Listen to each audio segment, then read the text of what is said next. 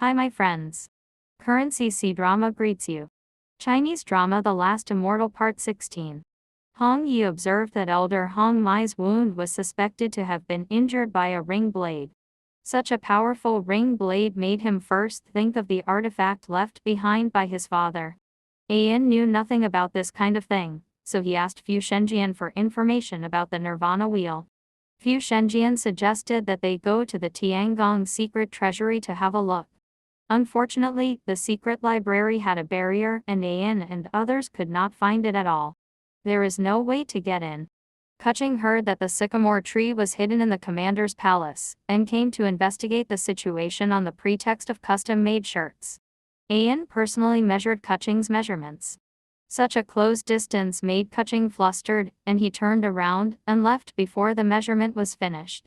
The spirits were keen on gossip and saw that Ayan and Kuching were interested in each other. Before Ayan retorted, the two were connected, but they didn't know why Kuching suddenly became like this. Listening to Ayan's description, Fu Chenjian suddenly remembered that there was an immortal weapon that could extract the love of immortals. Ayan suddenly realized it after hearing the words. That night, Ayan came to Hong Yi and Yanchuang to mention the matter. The top priority was to find Kuching's love interest, but he did not dare to reveal Kuching's true identity. Originally, Hua Shu wanted Emperor Lanfeng to be accommodating to her brother Hua Yan for her own sake, but Emperor Lanfeng was upright and believed that the feelings between them should not be mixed with transactional elements. When Hua Shu returned to Silu Hall, Hua Yan came to Hua Shu in a hurry and said that he was about to be promoted to the next king. He had failed 3 times before and hoped to borrow the Xuanwu shield from Si Bing Hall to withstand the thunderstorm. Under Hua Yan's pleading, Hua Shu gave him a token that allowed him to enter the commander's palace, reminding him to sneak in the middle of the night and take the token before leaving and never cause trouble. However, when Hua Yan broke into the commander's hall, he was struck by lightning, which attracted the attention of Ayan and others.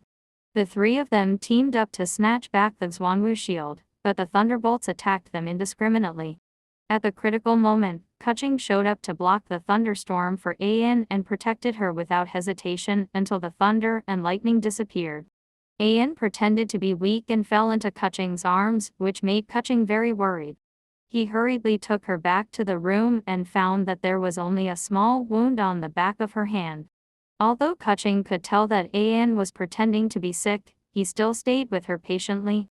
On the other hand, Hong Yi noticed that Yanchuang was injured, so he pretended to be calm and handed her a bottle of healing medicine, trying his best to hide his concern for her. After returning to the palace, Kuching couldn't sleep. His mind was filled with Ayan's voice and smile, and he even appeared in his dreams. The next day Emperor Lanfeng came to Hua Shu and was angry that Hua Shu should not have allowed Hua Yan to cause trouble in the heavenly palace, so he had to punish her according to the immortal rules. This method made Hua Shu extremely dissatisfied, and a rift developed between the two. Last night Fusion's sword turned into a sword to save Ayan, so the sycamore wood grain on his body appeared. Under Kuching's questioning, Fu Shenjian had to admit that he was a sword made of sycamore wood and needed to be nourished by the fire phoenix Immortal Yuan. Kuching took out the Yangyan fire from Day's mountain to cure Fu Shenjian's injury. Fu Shenjian was so grateful that he took the initiative to hand over the immortal essence to Kuching. Now that Hua Yan failed in the promotion and was severely punished by the emperor, even Hua Shu wrote an edict to punish herself, so the Peacock King no longer had expectations for Emperor Lanfeng and persuaded his daughter to marry the 3rd prince of Nanhai and marry with a faction of Nanhai. Hua Shu knew very well that the 3rd young master of Nanhai was a romantic person, so she would not marry such a person, so she decisively rejected her father's proposal. Since La Kuanian Immortal Lord resigned from Yanyu, only 4 of the 5 Immortal Lords in the Immortal Realm are Wind, Fire, and Thunder, and his position has been vacant, and no one has filled it. The positions of the 5 deities are extremely noble. They are important positions in the immortal world. Not only are they above all immortals, but they can also discuss politics with the Emperor of Heaven.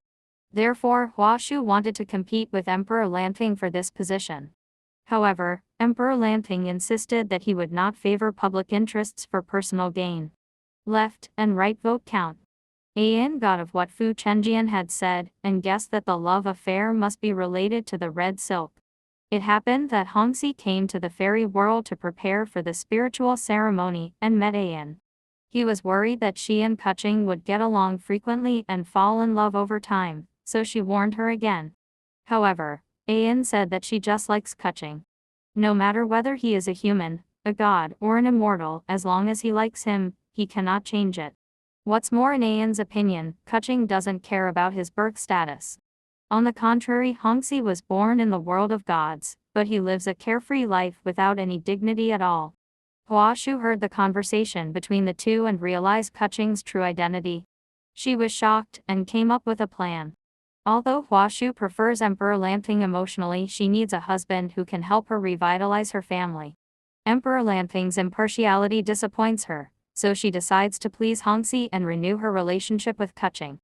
Hongxi saw Hua Shu's guts and simply used Hua Shu to make a yin retreat,